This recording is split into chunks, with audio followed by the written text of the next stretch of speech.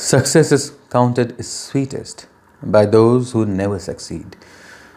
Poem written by Emily Dickinson. Just 12-line poems, but a very deep message. It has simple words, but a very deep message. Success is counted sweetest by those who never succeed. So friends, tell me one thing. If you have to ask the definition of success, if you have to know the importance of success, then who would know the importance of success? Who can tell the definition of success better? A person who has been successful, a person who has been victorious in his life, or a person who lost everything. Whether that loss can be a loss of a beloved, that loss can be of an army which has lost, and the nation which has been lost and colonized by others, or even people, young men and women who prepare very hard in their careers and they failed in their exams. If you ask any of these people who have failed the importance of success, then they are going to tell it in a much better way than the one who have been successful. And something similar is being said by Emily Dickinson here. She says, success is counted sweetest by those who never succeed. It means that success is considered sweetest by those who have never succeeded. That is, those people who have never been successful in life, they know the real importance of success because they know what the pain is in failure. The next line it goes, to comprehend a nectar requires sorest need. Comprehend means to understand. Nectar is a very sweet liquid which honeybees, they collect from flowers to make honey. So it's like the essence of a flower. So similarly, the essence of a project or a life, the essence of something, if you want to understand it, if you want to understand the importance of it, importance of that essence of something very important, then it needs a very intense need in you. Sorest means something which is very painful, something which is very intense. So like these days we are having COVID pandemic. So people usually they do not realize the importance of oxygen in the atmosphere. But those who are dying, who have failed to improve their health, if you ask them, if their oxygen level is dropping, they want oxygen cylinders. If you ask them the importance of oxygen, then they will tell it far more because they have felt it far more intensely than a person who is healthy. So the importance of good health cannot be explained by a person who is healthy. It can be explained by a person who is sick, who is dying. Okay, that was an interpretation. We'll come back to it. Come back to the poem. The poem further goes, not one of all the purple host who took the flag today can tell the definition so clear of victory. Purple host and flag, what do they mean here? Now consider there are two armies of two different countries. They are fighting together. In old days, in ancient days, what used to happen was that whosoever was the victorious army, they would, after they have conquered, they would wave purple flag. So purple flag, it symbolizes an army which has been victorious, which has won the battle. It has its own territory now. It has gained territory. But what about the other side? The other side, there is a soldier who is defeated, who is dying. Through his ear, he can listen to the jingoistic slogans raised by the victorious army.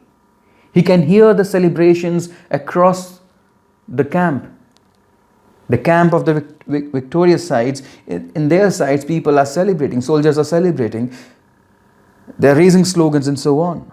He does not want to listen that, but his ear are forbidden. He does not want to listen that, but still he cannot ignore it. And from the distance, so much pressure, so much tension, so much anxiety is being created in his mind. So much painful it is for him. Now imagine this pain of a soldier whose army lost. his friends, his team members, his colleagues, his other soldiers, his other fellow soldiers, they died or they are dying. What would happen to his people now? The victorious army would invade them, would come loot and rape their women, kill their children. He is so much filled up with all these tensions. His burst agonized means all those tensions which are being caused by the victorious army's slogans, those tensions, that pain, that torture will burst like as if there will be an explosion of that. Just like a cloud when it burst. Imagine a cloud which burst on a single person. All the water which drops down on a single person. Similarly, all this so much of pain and torture he is going to feel.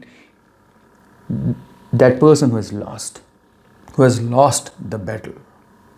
He can feel that agony. He can feel that pain. And it is very clear. It is not blurred. He has no illusion about it. He can feel that pain very clearly. So imagine that pain on his side. How much painful it would be. He's worried about his own men and women, his children, and he's so humiliating it is for him. He's dying. He's crippled, he's dying. And if that's in that situation, if you ask him, what is the importance of success? Then do you think there is anyone on earth who can tell the importance of success better than that dying soldier? No. On the contrary, if you ask someone from the victorious camp that, hey guy, what's the importance of success? He will never be able to tell that, because he does not realize that what he is losing if he lost. So if he lost in the battle, what loss he's going to have? He does not know about it clearly. He might try to imagine it, but he has not yet experienced it. So that's the reason. Now, using this metaphor of a soldier who is dying and who has been defeated in a battle and who can feel the pain of the loss. Using this metaphor, the poetess here, Emily Dickinson, she wants to demonstrate that success is something whose importance is known and understood most by those who have failed, and especially by those who have never succeeded. So let's come back. Now, in our daily life, we see lots of people. There are celebrities. There are people who are rich. There are people who open new businesses, and they are entrepreneurs, and they succeed. They become millionaires and billionaires. Do they know the importance of money? Of course they do. But if there is a guy who failed, who went bankrupt, whose house was taken by the bank, whose family members suppose they did suicide, he has no clothes to wear, he has no food to eat. If you ask that guy that what is the importance of success, then definitely this failed person is going to tell the importance of success in a much better way. So these are our interpretations. The poetess here has not talked about these banks and all these things.